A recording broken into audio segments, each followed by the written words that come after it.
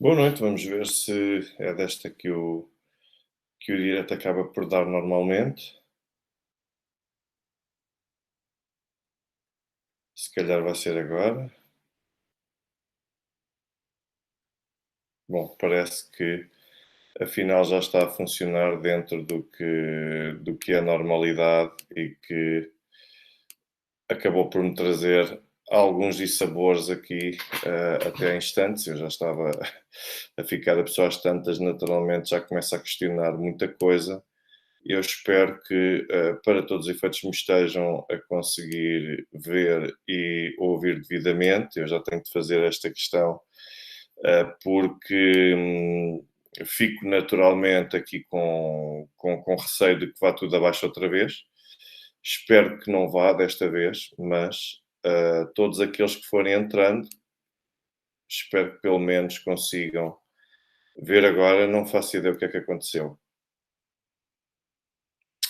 Não faço ideia o que é que aconteceu, mas posso-vos dizer que isto é um pouco.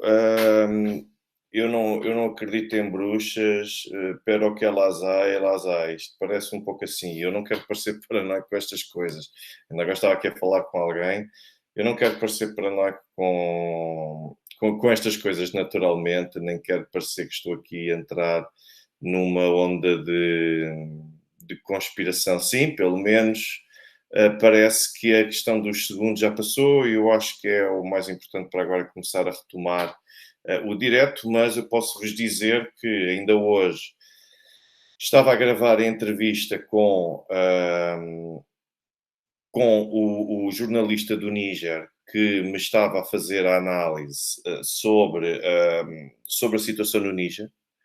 E aquilo que eu acabei por constatar foi que, a uma determinada altura, ele ficou sem eletricidade, mas também sei que o controle de eletricidade também está a ser gerido pelas autoridades, não só do Níger, nem necessariamente do Níger, mas a partir do exterior, sobretudo a partir da Nigéria.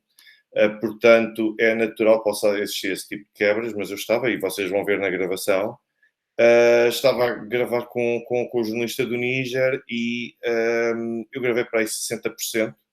E é curioso, por isso é que eu digo, isto é no mínimo curioso, eu não quero entrar aqui lá está, em teorias da conspiração, mas ao mesmo tempo tenho de partilhar isto, é que no momento em que eu acabo por fazer a pergunta sobre qual é que era, como é que ele estava a ver neste momento a presença de bandeiras russas nas ruas da capital do Níger, Niamey, e quando eu lhe fiz esta pergunta, e como é que eles estavam a olhar no Níger para isso, uh, ele ficou sem internet, o jornalista ficou sem internet. Portanto, a imagem congelou assim que ele ia começar a responder, congelou, e ele ficou sem internet. E só teve que me mandar mensagem, já nem conseguiu ler as minhas a perguntar se estava tudo bem, o que é que tinha acontecido e que ele podia reentrar. Ficou sem internet, desapareceu, e não consegui saber mais nada dele, mas ele apenas me mandou uma mensagem muito enigmática a dizer eles estão a controlar a internet e eles tomaram o controle da internet. Portanto, como vêem, portanto, a entrevista do jornalista do Níger, que vocês forem ver, eu peço desde já perdão pelo meu mau sotaque francês na entrevista, mas vai ter de ser dividido em duas partes e eu vou tentar naturalmente com ele amanhã ver se as coisas já voltam à normalidade. Agradeço desde já à senhora Catarina Rolo o facto de ter feito não só um contributo para o YouTube, da mesma forma que agradeço a todos pelo, pelos contributos que fazem através de YouTube, MBWay, PayPal e também Revolut. Agradeço-vos a todos e agradeço a todos aqueles também que têm insistido em partilhar o trabalho que eu aqui faço, as análises que eu aqui partilho convosco. Depois desta introdução que eu volto a dizer, eu quero acreditar que isto são dificuldades pontuais, que isto são bugs pontuais, não quero acreditar que há aqui alguém a sabotar isso, mas ao mesmo tempo que elas ai. E o que é certo é que não deixa de ser curioso que estas coisas aconteçam sempre a alturas estratégicas.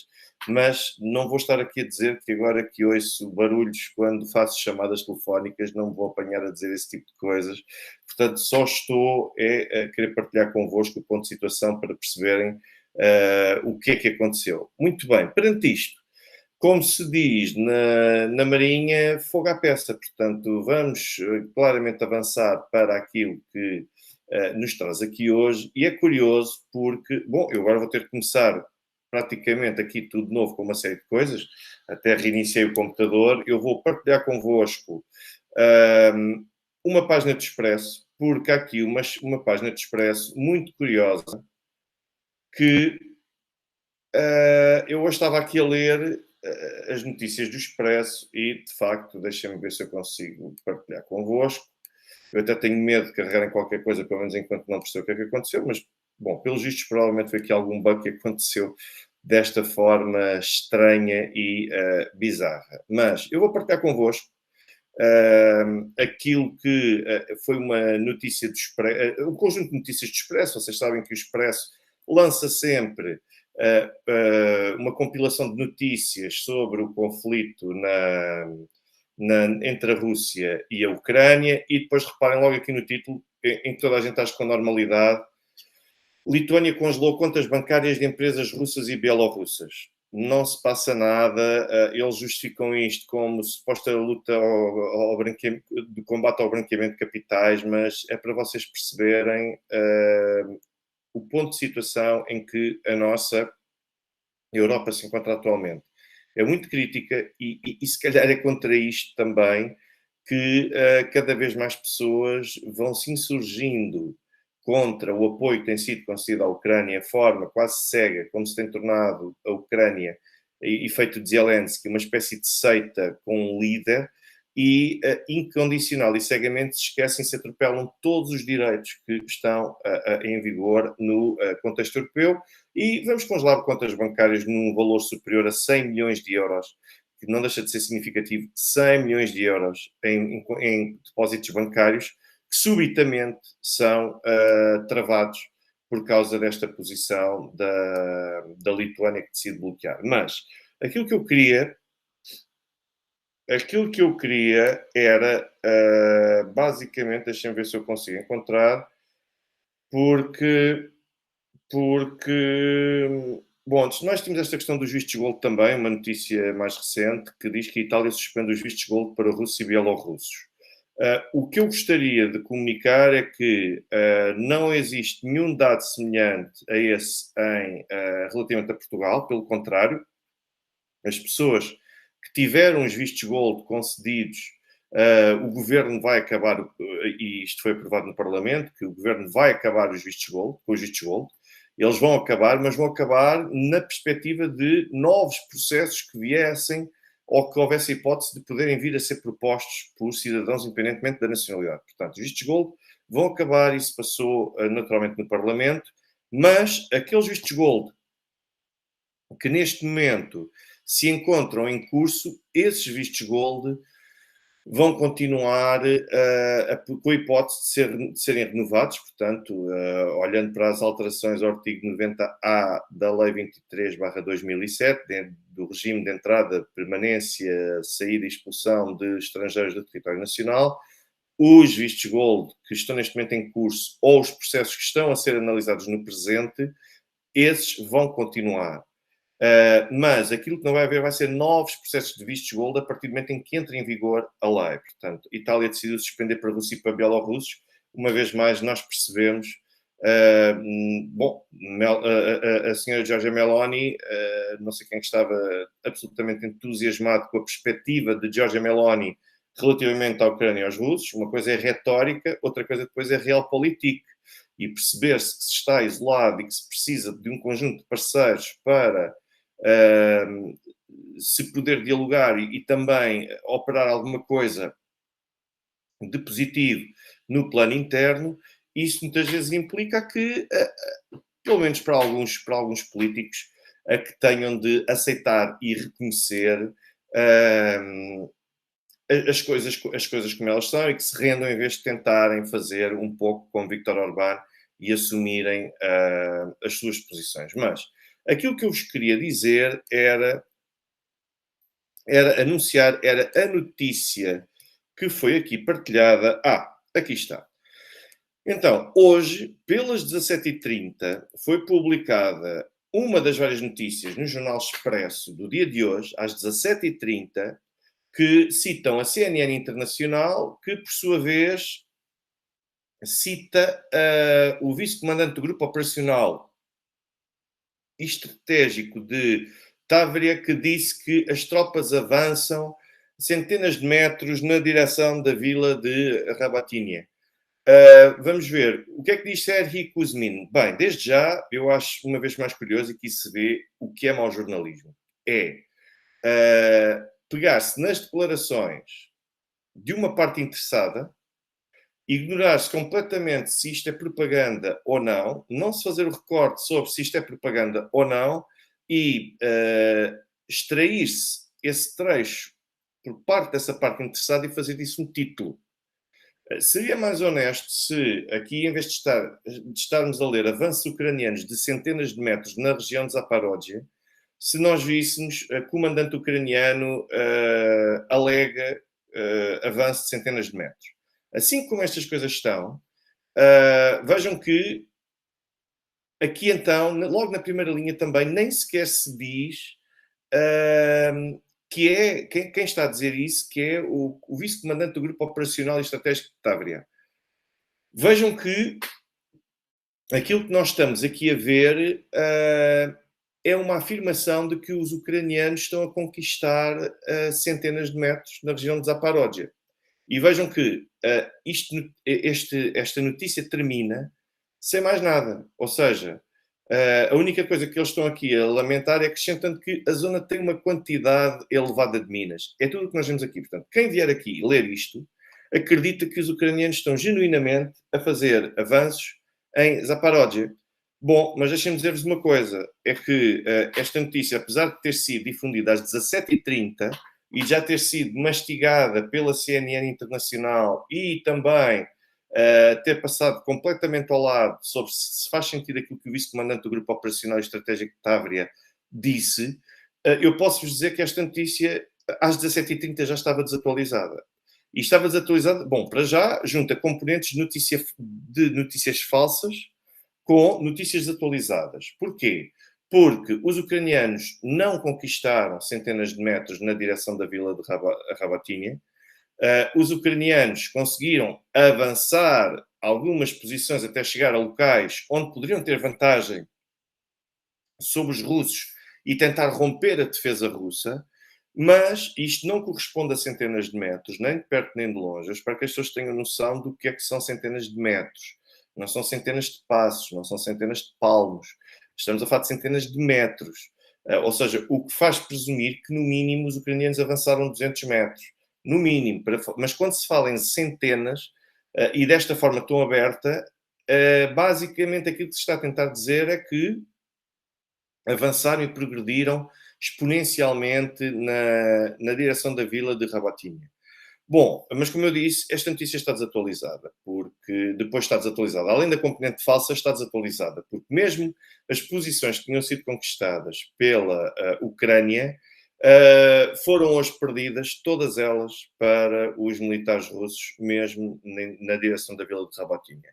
Portanto, às 17h30, eu julgo que não custaria nada ao Expresso fazer o trabalho de casa, nem que fosse para aqui mostrar alguma diferença face àquilo que está a ser dito e avançado na comunicação social internacional, porque a coisa mais fácil de fazer, e com todo o respeito para com a profissão de jornalista, mas a coisa mais fácil de fazer, a coisa mais confortável de fazer é copiar tudo aquilo que já está feito pelos outros. Tudo aquilo que já foi mastigado pelos outros, sem questionar rigorosamente nada, fazer copy-paste. Primeiro faz-se o clipping, aquilo que se chama de clipping, que é a recolha de notícias. E depois faz-se o copy-paste, que é pegar na notícia e traduzi-la e cá vai disto ao Evaristo. É mesmo assim. E é isto que acontece com esta coluna aqui de Expresso, porque então com esta notícia, que a meu ver é gritante, eu vejo que às 17h30 se afirmou que há avanços ucranianos centenas de metros na região de Zaparódia, e depois veja a primeira frase e diz logo: os avanços da Ucrânia estão a ser medidos na ordem dos metros. Reparem, isto faz acreditar que realmente as coisas estão a avançar com tudo. E depois continuam, sem dizer o nome da pessoa, só no fim é que se diz que afinal é Serhiy Kuzmin, que é o vice-comandante do Grupo Operacional e Estratégico de Tavria. Poderia ser qualquer outra pessoa, mas não. Só depois é que se coloca o nome do ucraniano, sendo que se está a ser citado pela CNN Internacional. Ou seja, isto é péssimo jornalismo. Aliás, na verdade, aquilo que eu vejo aqui é recolha de notícias e tradução. E se isto é jornalismo, meus senhores, eu cada vez mais continuo consigo perceber cada vez mais porque é que não dou 1 cêntimo para estes jornais. Porque isto não é jornalismo, isto é um serviço de tradução, que não é preciso ter a carteira de jornalista para fazer isto. Porque alguém que tenha a carteira de jornalista, aquilo que deve fazer até pode recolher a notícia, cita a fonte, sim senhor, tudo muito bem, mas este título começa mal. E esta primeira frase também está péssima. Mas o pior de tudo é depois não haver um terceiro parágrafo a indicar, bom, esta é a posição de CNN Internacional do comandante Serhiy Kuzmin, mas já existe informação atualizada, incluindo reconhecida pelos dois lados, pelas duas partes em conflito, que reconhecem que a Ucrânia não foi capaz de conseguir manter, além de se questionar que sejam centenas de metros, a Ucrânia não foi capaz de manter as posições que conseguiu conquistar no dia anterior. Portanto, lá está. Isto é uma grande diferença entre o progredir, o tentar avançar e o conquistar verdadeiramente, porque só se fala em conquistar quando nós estamos a falar da consolidação de uma posição. E se a Ucrânia não consegue suster uma contraofensiva russa para conseguir manter as posições que supostamente consegue apropriar aos russos, então isto não é nenhum tipo de conquista, portanto nem é um avanço, isto é quase um toque e foge. Eles foram lá à frente, conseguiram empurrar os russos, mas agora os russos aparecem outra vez, eles são logo obrigados a recuar. Portanto, esta notícia, além de falsa, é uma notícia também que já está mais do que desatualizada na parte em que ela em si não é falsa. Mas temos aqui mais coisas, portanto, e perante um quadro destes, eu olho para a forma como vai ser dada, não há uma única notícia que diga que os russos estão a avançar e a progredir no terreno.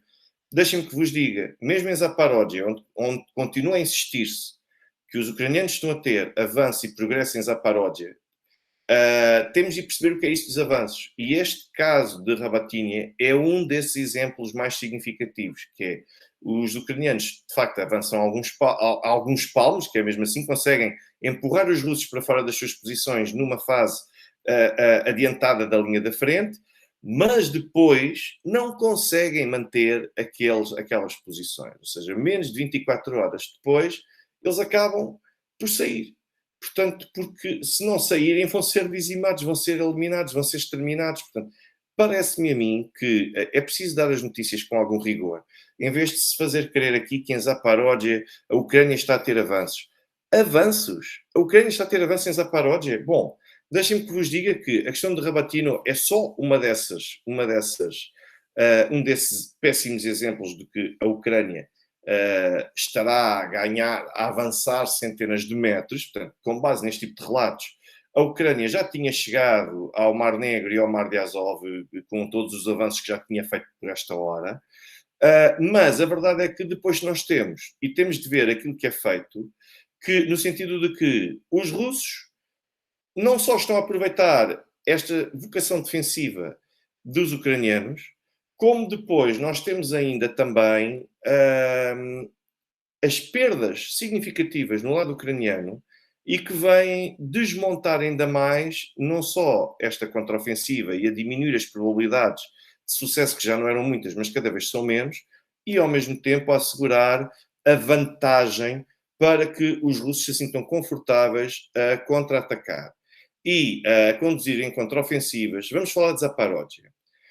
Olhamos para Zaporozhye e nós vemos que em Priutnoye, em Zagorny, Arechov, Malaya, Tormashka e Novoselivka, em todas estas localidades que eu aqui referi, os russos estão não só a suster as incursões ucranianas, como têm vindo a conquistar ainda mais espaço e território face aos ucranianos.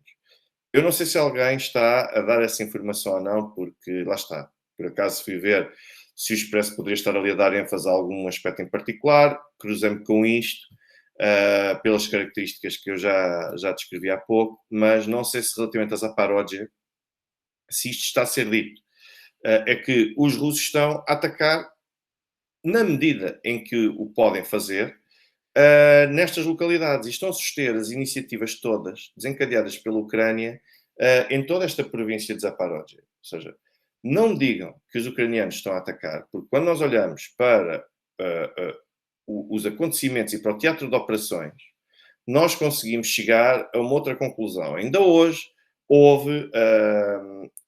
ouvi, era a expressão que era o buraco ou a cova, era uma coisa assim qualquer, que vinha assim escrito, e por acaso foi no meio de comunicação social ocidental, era grego, que vinha a descrever que a cova ou o buraco de Rabatina, ou seja, era a dizer que ia mostrar vídeos que atestam a rendição de militares ucranianos às mãos dos russos, porque não conseguiram evadir-se de um local onde ficaram encurralados, não só pelas posições russas, como também pela própria morfologia da zona onde eles estavam a conduzir. Ou seja, nós vemos pelas imagens, estas imagens é possível ver, depois eu terei todo o gosto em partilhar no meu canal de Telegram, mas nós podemos ver que existem, como se fossem, não é túneis, e não são trincheiras, mas nós vemos uma longa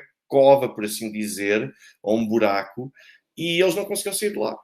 Aliás, isto é tão caricato a situação dos ucranianos que ainda ontem vi um outro vídeo que ninguém consegue compreender o que é que estava aquele tanque a fazer e quem é que estava a coordená-lo e a dar instruções e com quem é que ele estava em contacto, porque via-se o tanque a seguir em direção a um riacho.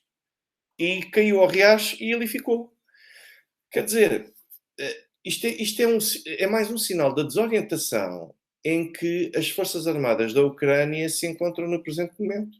Portanto, no outro dia tivemos o vídeo, posso-vos dizer, fantástico, e eu diria que, do ponto de vista operacional, independentemente de quem está ali em confronto, mas quando temos um único carro de combate a conseguir dizimar 8 tanques e carros de combate da Ucrânia, nós percebemos que e num campo praticamente aberto, quase todo ele aberto, quer dizer, isto é um vídeo fantástico e que mostra um pouco também da loucura que é preciso para se aceitar participar na operação militar especial. Tenho a certeza, já ouvi falar, eu tinha dito isto até a várias pessoas que eu conheço, que estes tipos vão ter de ser condecorados, porque eles estão a dizer-lhe para fugir, eles começam por fugir e depois, basicamente, voltam para trás e vão completar o serviço de arrumar os outros tanques todos.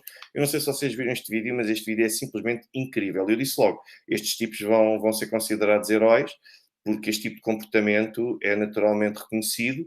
Poderia-lhes ter custado a vida. Aliás, o ato mais provável, e como tudo isto é uma loucura, é que lhes poderia ter custado a vida, porque era praticamente em terreno aberto, tinha muito poucas árvores, aliás, foi aproveitando as pouquíssimas árvores que ali havia, que ainda aproveitou este tanque para sozinho conseguir provocar a destruição de mais um conjunto de outros tanques. E então eu vi que estão a ser propostos naturalmente para condecoração, como heróis, no decorrer por bravura nesta batalha, até porque se eles não tivessem dizimado aqueles carros de combate e tanques ucranianos, os ucranianos iriam ganhar uma posição de vantagem naquela zona, naquela localidade, e eu quase que aposto aqui que os russos vão fazer um filme mais tarde sobre esta situação e que isto vai estar representado numa película quase de certeza, porque quem vê tem de ver aquele vídeo, se não conseguiram ver ainda, tem de ver, porque é uma coisa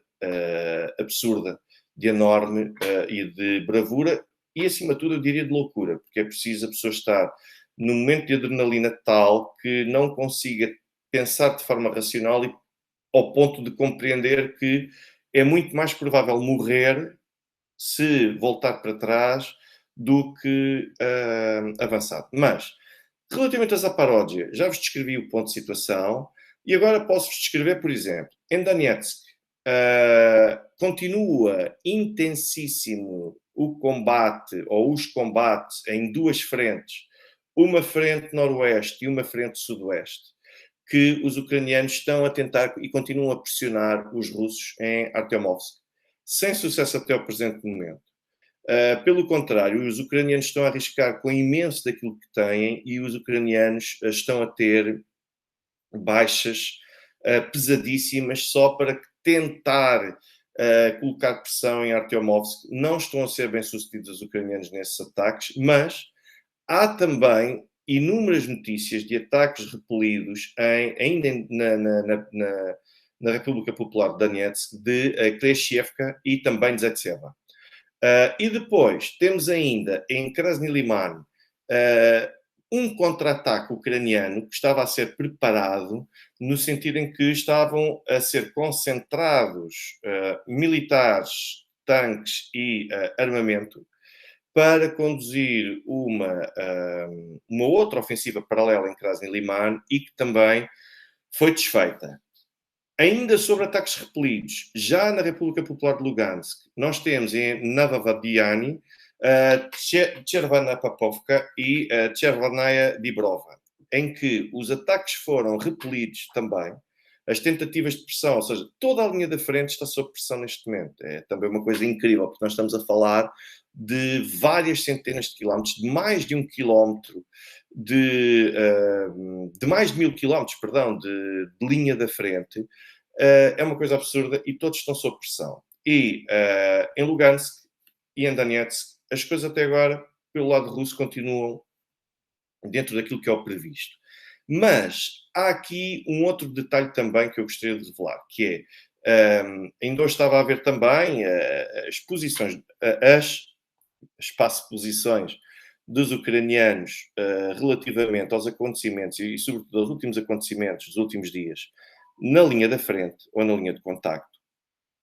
E nota-se um desnorte total, no sentido de não existir propriamente uma linha coerente e um fio condutor que seja uniforme, harmonioso e que seja, no mínimo, coerente para conseguir justificar a tomada de decisão do ponto de vista militar. O que quer dizer que, neste momento, nós não temos 2, 3, 4 frentes de contraofensiva ucraniana. Neste momento, aquilo que nós temos no terreno são dezenas de contraofensivas ucranianas, porque as coisas não estão a funcionar de forma concertada, a falta de homens está a levar, e a perda de homens, a perda de equipamento está a levar as hierarquias militares ucranianas a tomarem decisões sob pressão, com o intuito de apresentar algum tipo de ganhos. Aliás, vocês viram por esta mesma situação de Rabatina, que eu ainda agora acabei de descrever, que não, estão avanço de centenas de metros.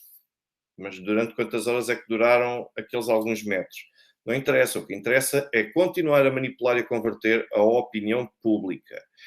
E quando nós vemos aquilo que se está a passar no terreno, nós vemos que não há a mínima hipótese, não há mesmo a mínima hipótese de nós termos uma estratégia coerente que faça sentido do lado ucraniano. E quando assim é, isto permite que os russos se sintam ainda mais confortáveis e que tentem atravessar ou romper linhas de defesa que os ucranianos neste momento já têm de se preocupar em ter e que não conseguem ter. Mas estas coisas não ficam por aqui. É que nós estamos aqui a falar de notícias falsas que atestam que, ou que vêm confirmar, que os ucranianos estão a avançar centenas de metros em Rabatinha. Mas, em Kharkiv, nós temos de assistir, nós temos aqui a CNN Internacional a citar uma fonte ucraniana sobre os supostos avanços que não existem, e depois, se nós formos ler o The Guardian, nós vemos que em Kharkiv os russos estão a conduzir uma contraofensiva avassaladora. Quando eu digo avassaladora, é no sentido de estarem a conseguir ganhos significativos e expressivos em muito pouco tempo. Os russos já avançaram neste momento um total de 3 quilómetros. Não estamos a falar das tais centenas de metros que agora se está aqui a discutir se é uma, duas, 10 centenas de metros. 3 quilómetros. E avançaram 3 quilómetros desde logo em Kupiansk, em direção a Kupiansk. Portanto, Kupiansk é também uma área estratégica. Depois, em Alchany, ainda na região de Kharkiv, e depois houve fortes combates, não só em Nekhotievka, como também a destruição de centenas de militares ucranianos em Dvorechnaia, Petropavlovka e Krahmalin. Nós estamos a falar de um conjunto de localidades que eu já aqui vos citei e que só comprovam a forma como os russos estão nestas dezenas de frentes a conseguir ter vantagem sobre os ucranianos, ora no ponto de vista defensivo, ora no ponto de vista ofensivo. Kharkiv continua, de facto, a criar e a surgir com estes traços que eu vos estou a dizer neste momento, ou seja, Kharkiv continua a aparecer como uma área prioritária. Peço imensa desculpa, eu ainda não tinha percebido, eu estava a ver aqui um pouco as localidades, não percebi que isto ainda estava aqui assim, desculpem, sei que é mais simpático assim. E aquilo que eu vos poderia dizer é que, neste momento, até já temos o The Guardian a conseguir fazer, a conseguir reconhecer um conjunto de coisas e que reconheceu durante o dia. E nós depois vemos que em Portugal ainda temos o Expresso a fazer clipping e tradução de notícias que são aquilo que se chama de wishful thinking, que são esperanças vãs. São a esperança de que algo vai acontecer. As pessoas confundem esperanças vãs com realidade. A verdade é que eu estou neste momento a mostrar-vos, a expor-vos todo este tipo de conquistas e de avanços dos russos. Os russos, ainda por estes dias, aliás, o comandante Robinson Farinazzo, que eu desde já recomendo que naturalmente sigam o seu canal, ele falou disto ainda há dias, que foi a utilização da Força Aérea de uma forma fortíssima na condução de ataques, não só em Zaparódia, como num conjunto de outras localidades da frente. Vejam que, mesmo em Kharkiv, o Guardian ainda estava a dizer que os russos, de facto, estão a lançar uma ofensiva avassaladora. E como é que isto é possível? Isto é possível, desde logo, porque, como tenho vindo a repetir aqui, e um conjunto de outros analistas que estão naturalmente excomungados do acesso à comunicação social, neste momento os ucranianos têm perdido tantos homens, mas estamos a falar, então, entre ontem e hoje, as perdas andaram em torno de 1000 homens, e eu digo isto com base, tentando juntar não só as fontes russas, e como sabem, eu não colo aos números russos, mas considerando as presenças que verdadeiramente estão ali presentes naqueles locais. E a conclusão a que eu posso chegar é que, neste momento, as condições são cada vez mais propícias para que os russos conduzam este tipo de ações contraofensivas. Porque a manta, lá está, a manta já não dá para esticar. Se eu tento puxar para tapar a cabeça, destapo os pés. Se eu tento tapar os pés, destapo a cabeça, e não só, a manta está cada vez mais rota. E isto permite que os russos assumam que têm mais de 50% de hipóteses certamente de conseguirem ser bem-sucedidos nas ações que se desencadeiam.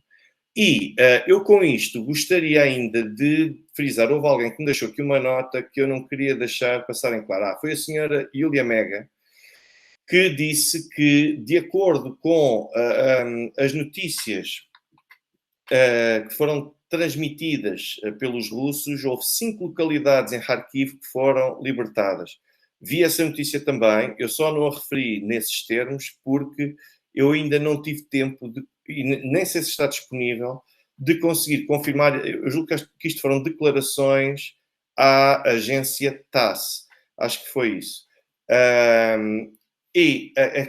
Essas 5 localidades, como eu não tenho os nomes delas e como ainda não consegui confirmar com um conjunto de outras fontes, porque é necessário sempre recortar isso sem me limitar a veicular, mas eu acredito que é provável que, de facto, essas 5 aldeias, essas 5 localidades tenham sido libertadas ou conquistadas pelos russos. Quando digo conquistadas, digo no sentido de poderem vir a consolidar, que os russos não estão a avançar para a contraofensiva, não só em Kharkiv, como também em Zaporozhye, não vão a pé juntos. Eles não vão de cabeça na esperança de acontecer como sucede com os ucranianos, de terem de recuar para depois não perderem homens. Os russos, quando avançam, medem as probabilidades de poderem vir a ser muito bem sucedidos nessas incursões que fazem. E aquilo que eu consigo observar relativamente aos ucranianos é que a perspectiva é exatamente a contrária. Os ucranianos entraram, lá está, num circuito que, a meu ver, é um circuito tóxico, nocivo para os próprios ucranianos, não os favorece minimamente, no sentido de que os ucranianos já não tinham muitas hipóteses e agora, cada vez mais, começam a ter menos homens, menos equipamentos, e à medida que o tempo passa, eu estou farto de dizer isso aqui, o tempo joga sempre contra os ucranianos. E continua a jogar cada vez mais contra os ucranianos por causa disto. Porque os ucranianos não conseguem apresentar resultados. E como não conseguem apresentar resultados, é preciso justificar à opinião pública aquilo que está aqui em causa. O senhor Raul Machado confrontou-me aqui com um conjunto de números que diz, segundo um estudo, Canal da Guerra, afirmam que os ucranianos perderam aproximadamente 300 mil soldados, mas outras fontes chegam aos 500 mil soldados.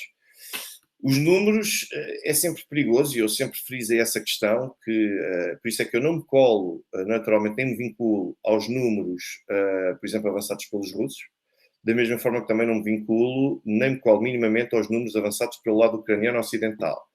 Porque os números, quer se queira, quer não, nós estamos num conflito armado. Estando num conflito armado, é natural que as partes queiram inflacionar, sejam russos, sejam ucranianos, ou seja, a NATO, queiram inflacionar as perdas no inimigo, nem que seja com o intuito de, para já, de omitir à opinião pública, se repararem bem, nem ucranianos nem russos, eles evitam falar no número de baixas que têm.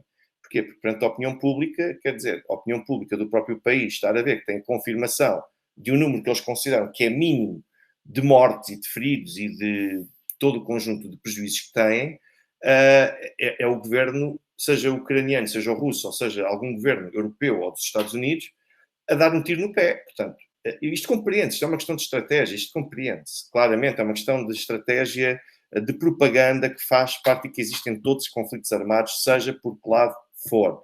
Mas as baixas causadas no inimigo costumam ser utilizadas não só para também continuar a ganhar o apoio da opinião pública, mostrando que nós estamos a dizimar o adversário, e as pessoas sentem-se mais confortáveis por só ouvirem falar em perdas do outro lado, mas como também tem uma outra função que é de influenciar os combatentes inimigos do ponto de vista anímico para que eles percam a confiança que possam ter de que possam vir a ser bem-sucedidos, porque o intuito é ficarem com o pensamento de nós seremos os próximos.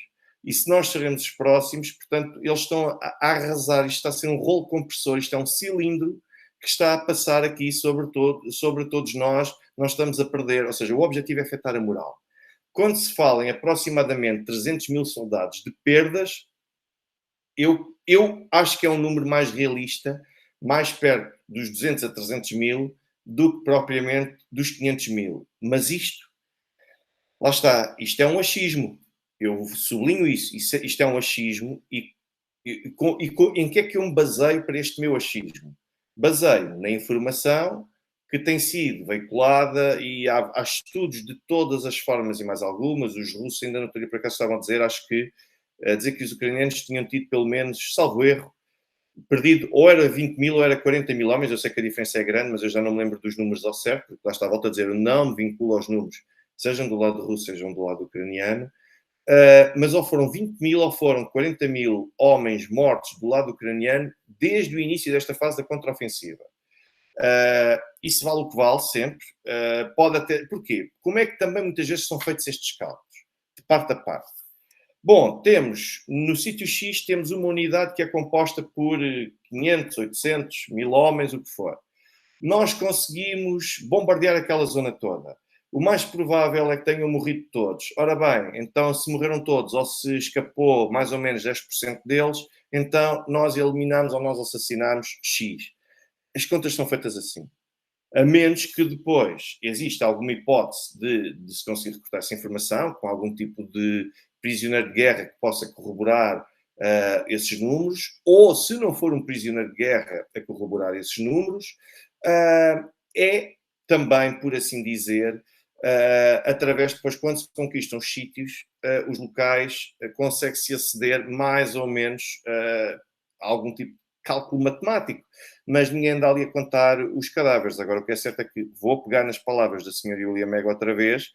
A verdade é que ainda no outro dia eu estava a ver as notícias do lado ucraniano e em Kiev nós já temos vários cemitérios que já têm de estar a ir buscar terreno para conseguir enterrar os mortos todos. Quer dizer, os sacos, entre aspas, permitam-me colocar as coisas nesta expressão, os sacos de cadáveres que chegam por toda a Ucrânia, o número é absurdo, o número é avassalador. Nós temos, já não existem campas suficientes, todos nós já vimos imagens dos cemitérios improvisados e que muitos se atreveram a desmentir, a dizer que eram sítios de homenagem, que isto e que aquilo.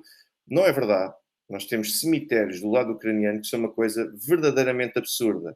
E depois há até um certo alívio do lado ucraniano quando expõe os voluntários ou os mercenários ocidentais, porque estes não têm de ser enterrados em território, em solo ucraniano. Estes vão de volta a casa. E ainda há pouco tempo vi também uma notícia a mostrar que na Polónia houve indignação de uma determinada localidade, curiosamente, junto à fronteira com a Ucrânia, porque o número de campas que tiveram de ser abertas e que tiveram de ser trabalhadas só para conseguir enterrar os mercenários polacos que tinham perecido no conflito era um número já de si expressivo. Estamos a falar de uma localidade, não estamos a falar de Varsóvia, não estamos a falar das grandes cidades, nós estamos a falar de localidades que ficam perto da fronteira com a Ucrânia. Portanto, ou seja, eu acredito que o número de 200 a 300 mil, que sempre tem sido vinculado, eu acho que é um número extremamente realista, sobretudo quando me lembro da senhora Ursula von der Leyen a falar que os ucranianos já tinham perdido mais de 100 mil homens, e não estava a referir-se àqueles que ficaram com lesões físicas, mas que ficaram incapacitados de combater, mas que ficaram vivos. Estamos a falar de mortos. Portanto, nós estamos a falar de um problema gravíssimo na Ucrânia que prende-se com a questão demográfica. Ou seja, como é que, do ponto de vista demográfico, a Ucrânia consegue ser um projeto sustentável? Como é que nós conseguimos? E depois, eu já descrevi aqui no outro dia aquela notícia de que os ucranianos, como 90% dos refugiados oriundos da Ucrânia são mulheres e crianças, e não são homens, as mulheres, não são todas, naturalmente, estou a falar de vários casos por essa Europa fora, refazem a sua vida aqui. E os homens arriscam-se a perder a casa, a terra onde viviam, o emprego também onde estavam, arriscam-se a ficar amputados e com lesões físicas permanentes, arriscam-se até a morrer e depois, no fim, ainda se arriscam a ficar sem a mulher e também a perder o contacto até com os filhos. Portanto, isto é um drama, e eu volto a dizer, nós temos de nos colocar na pele destas pessoas, porque há muitos que estão ali contrariados e que foram obrigados e que estão sob ameaça. E a verdade é esta, estão sob ameaça. E eu ainda ontem estava a ver que tinha sido, salvo erro, proposto ou pelo governo de Zelensky ou pela Rada, pelo Parlamento ucraniano, ou foi o conselheiro de Zelensky, bom, já não me lembro da fonte, mas uma fonte oficial ligada ao poder político ucraniano, e que ainda ontem estava a dizer que, além da proibição, neste momento, dos homens saírem do país para combaterem, estava essa fonte a dizer que quando o conflito terminar, eles vão ter de aprovar, nós vamos ter, disse ele assim, nós vamos ter de aprovar uma lei que impeça os homens de saírem de território ucraniano durante o mínimo de 3 anos. Mesmo quando já não estiverem em guerra, isto, ilusão ucraniana de que mais tarde ou mais cedo as coisas vão acabar rapidamente. Ou seja, assumindo já que o conflito terminou, os ucranianos já estão a ponderar proibir a saída de homens ucranianos de território ucraniano, mesmo durante um período de pelo menos 3 anos após o armistício que vier a ser celebrado. E qual foi a razão que ele deu para isto? A necessidade de os homens poderem ajudar a repor e a recuperar alguma da demografia que foi perdida e que está a ser perdida. Ou seja, isto é um claro sinal de reconhecimento de que a Ucrânia tem um problema demográfico, tem um problema de sustentabilidade do país, e já não me refiro apenas do ponto de vista económico. Eu já não falo na dívida tremenda, porque, quer dizer, a Ucrânia é um Estado colapsado. É um Estado colapsado, fruto destas circunstâncias todas. Já era um Estado falhado e à beira de ser um Estado falhado. Agora é um Estado colapsado, é um Estado que simplesmente deixou de existir, está ligado às máquinas, precisa do apoio ocidental para conseguir se manter em coma, ligado às máquinas, para poder respirar artificialmente. Portanto, é tão simples quanto isso. E já nem falo nesse aspecto. Eu digo que a Ucrânia é um país que nós temos de questionar se é verdadeiramente viável enquanto país, porque não podemos ter um país só de mulheres. E se nós continuamos a expulsar homens para a frente de combate e a perder homens, com o ritmo que temos vindo a perder, com a exclusão das elites, diga-se, com a exclusão das elites, então aquilo que nós temos é a Ucrânia com o seu futuro completamente hipotecado, mesmo que saia vencedora deste conflito. Ou então vai precisar de ter homens estrangeiros, e depois começaríamos a ver aqueles anúncios de que se oferece um salário, um trabalho, um pedaço de terra para conseguirem perfilhar e reproduzir com mulheres ucranianas que ali ainda restem. Portanto, isto é para vocês conseguirem ver o grau de noção que nós temos e da realidade que nós temos neste momento. E é tão simples quanto isso, o ponto de situação que nós temos no lado ucraniano. A Ucrânia, neste momento, é um país que não tem viabilidade e que não é possível descrever, nem é possível assumir se tem futuro ou não. Posto isto, eu gostaria apenas de vos dizer o seguinte. Gostaria de vos dizer que o Sr. Pedro Coutinho, antes de mais, o Sr. Pedro Coutinho está a dizer que e a Rússia não corre o risco de acontecer o mesmo depois da guerra do Afeganistão, em que a União Soviética colapsou totalmente.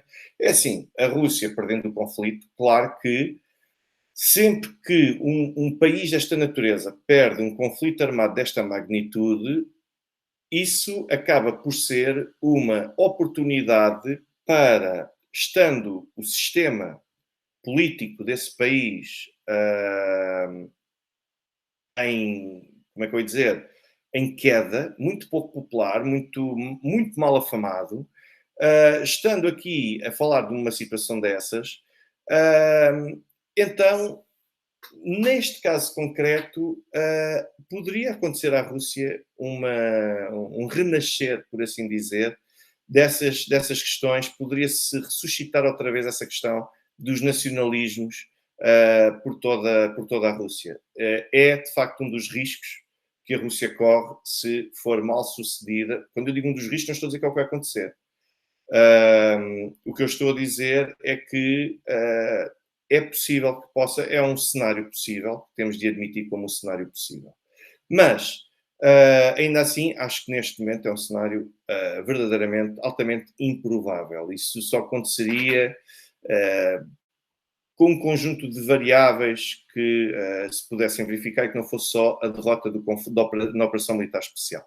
Bom, mas eu, antes de terminar, eu gostaria só de vos dizer que tenham atenção ao poder da comunicação social. Eu não estou a dizer toda a comunicação social, eu estou a dizer muita comunicação social. Porque, como vocês veem, a comunicação social consegue manipular as coisas a seu belo prazer. Eu ainda hoje estava a ver, por acaso, foi um pensamento com o qual eu subscrevi na íntegra, do Sr. Filipe Damasceno, que costuma muitas vezes também estar aqui, estava a ver no Facebook dele, tem toda a razão na observação que faz, no sentido de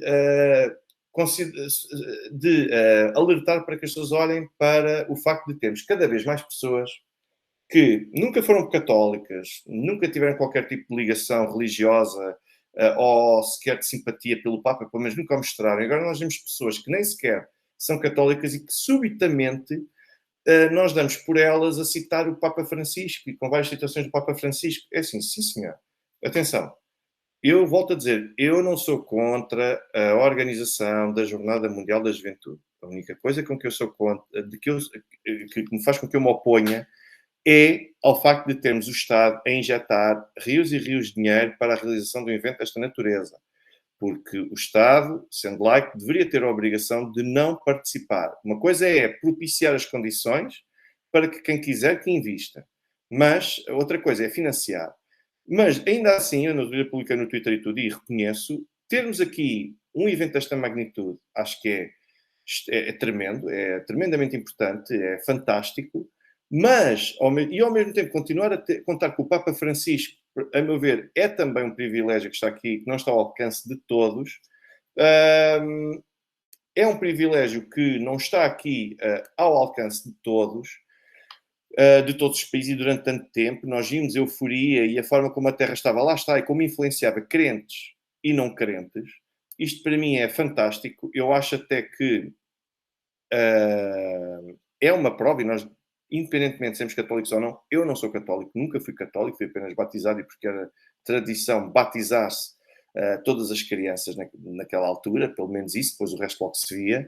Mas a importância e o impacto que a Igreja Católica teve na formação e no desenvolvimento de vários aspectos culturais de Portugal, e até a responsabilidade direta que teve na fundação do Estado de Portugal, e o impacto que teve na forma como nós somos sucedidos também enquanto império que fomos ao longo de vários séculos, eu acho que só por isso nós temos de ter algum respeito, no mínimo algum respeito, para com a presença e o contributo que a Igreja Católica deu ao próprio país, independentemente de concordar ou não. Sr. Jaime Baião, agradeço imenso o seu contributo, também a sua confiança, que é sempre uma visita permanente e sempre participa bastante também. Agradeço a todos aqueles que continuam a fazer as contribuições por YouTube, MBWay, Revolut e também por PayPal. Agradeço a todos, é extremamente importante, é uma forma de reconhecimento do trabalho que aqui faço e que aqui presto, e coloquei naturalmente aqui isto da senhora Catarina, da Sra. Catarina Rolo. Não esqueçam os gostos, e em que depois diz, e quem puder, nem que seja €1, apoiem o canal, e pronto. E foi exatamente isso que eu aqui quis expor. Mas o que eu queria dizer com a questão do Papa Francisco era que eu simpatizo com a figura do Papa Francisco. Não sou católico, mas simpatizo com o homem, com a forma como ele se consegue expressar. Acho que tem carisma, e tem um carisma muito natural. Mas é curioso que o poder da comunicação social foi tal, na forma como se fez. Muito obrigado, Sra. Braga, também pelo seu contributo e pela confiança que fez, o meu sincero agradecimento. Mas nós, daquilo que vimos, foram 8 canais, praticamente, só a mostrarem todo o tipo de propaganda e de cobertura aos eventos relacionados com o Papa. Ou seja, nós estávamos a ver o Papa 24 horas por dia. Nós estávamos a ver a Jornada Mundial da Juventude 24 horas por dia. Posso mudar de canal, o quê? Vou da SIC Notícias, vou para a SIC Notícias, vejo o Papa. Vou para a RTP3, vejo o Papa. Vou para a CNN, vejo o Papa. Vou para a CMTV, quase estavam por dentro da batina do Papa. Portanto, foi muito intenso. E eu acredito que isto é uma demonstração, concordo inteiramente com aquele pensamento do Sr. Filipe Damasceno, quando ele diz que isto é para se ver a forma como a comunicação social consegue lavar, fazer aqui um pouco a lavagem cerebral às pessoas, porque as pessoas tanto veem isto 24 horas por dia, que às tantas já se dá por pessoas que não são católicas, que não têm qualquer tipo de ligação à Igreja Católica, nem nunca simpatizaram com a Igreja Católica ou com o Papa, a citar o Papa e a fazer louvores ao Papa. Reparem, até eu próprio, perante tudo isto que estava a acontecer, fui publicar o tweet onde reconheci o impacto da Igreja Católica e o impacto positivo para a fundação do país e para o país que nós temos hoje. Portanto, é para vocês verem como a comunicação social tem este poder. A comunicação social tem o poder de conseguir fazer uma lavagem cerebral tal, neste caso, contra a Rússia e a favor da Ucrânia, independentemente das coisas serem verdade ou mentira, as pessoas, é para mim, sem qualquer tipo de surpresa, que eu vejo que Portugal, naquele célebre estudo que vai sendo realizado a título periódico, de forma periódica, Portugal figura como o segundo país, dentre todos aqueles inquiridos, que mais odeia a Rússia. E se vocês forem perguntar a muita gente, mas porquê que odeiam a Rússia? Ah, Putin, mas o que é que tem Putin? Oligarcas, mas foi Putin que criou os oligarcas. Logo ali, eu não sei, aquilo é só oligarcas, é só Putin, é só gente que se mata. Ou seja, esta é a opinião do português comum. E porquê é que esta é a opinião do português comum? Porque a comunicação social está toda, 100%, ou pelo menos 95% da informação que circula na comunicação social são achismos. São achismos a fazerem propaganda anti-russa. Anti-Rússia, a tentar fazer a lavagem cerebral das pessoas para conseguirem odiar ainda mais a Rússia. O objetivo é este, é fazer crer que, ainda no outro dia, quando estava aqui no direto com o Garland Nixon, ele tinha toda a razão naquilo que dizia. Não existe um país chamado Rússia. Aquilo que existe é só Putin. As pessoas querem fazer acreditar que ele controla e que domina tudo aquilo. Portanto, tenham atenção àquilo que vem. Muitos de vocês, e onde eu... aliás, vou pôr as coisas de outra forma. Muitos de nós ajudamos a que estes programas tenham audiência. Nós ajudamos a que, e quem diz audiência fala depois em receitas publicitárias que eles recebem. Temos de ser fortes. Isto agora parece quase o Papa aqui a dispersar, Papa Francisco, sobre a questão da tentação. Temos de ser fortes a resistir à tentação de ir ver o que é que o A, o B e o C dizem sobre a Rússia e sobre a Ucrânia. Porque nós estamos a dar audiências, estamos a dar receitas publicitárias e eles estão totalmente confortáveis com isto. Portanto, eu sugiro que se comece a procurar noutro tipo de canais e noutro tipo de meios, porque a lavagem cerebral é tremenda, tremenda, e sobretudo neste caso, com informação falsa, informação descontextualizada, com especialistas que não são especialistas, são meros cartilheiros, e portanto, quando assim é, eu julgo que o mais prudente é não dar audiências e não contribuir para que aquele programa ou aquele canal saiam devidamente bem. E com isto, eu encerraria aqui a minha análise, o meu discurso, com a promessa de voltar muito brevemente. Espero amanhã estar com a possibilidade de poder fazer a segunda parte da entrevista ao jornalista nigerino, quando íamos entrar nesta parte da Rússia, que a meu ver é extremamente importante, mas esta primeira parte promete da entrevista, este 60% da entrevista prometem, porque estamos a falar de alguém que conduz um meio de comunicação social livre no país e é o suficiente para conseguir ter uma voz muito expressiva. Eu peço a todos aqueles que tiverem a possibilidade de deixar o gosto. Eu acho que esse contributo já é também tremendamente significativo. Já é um contributo que ajuda a promover e a difundir o canal.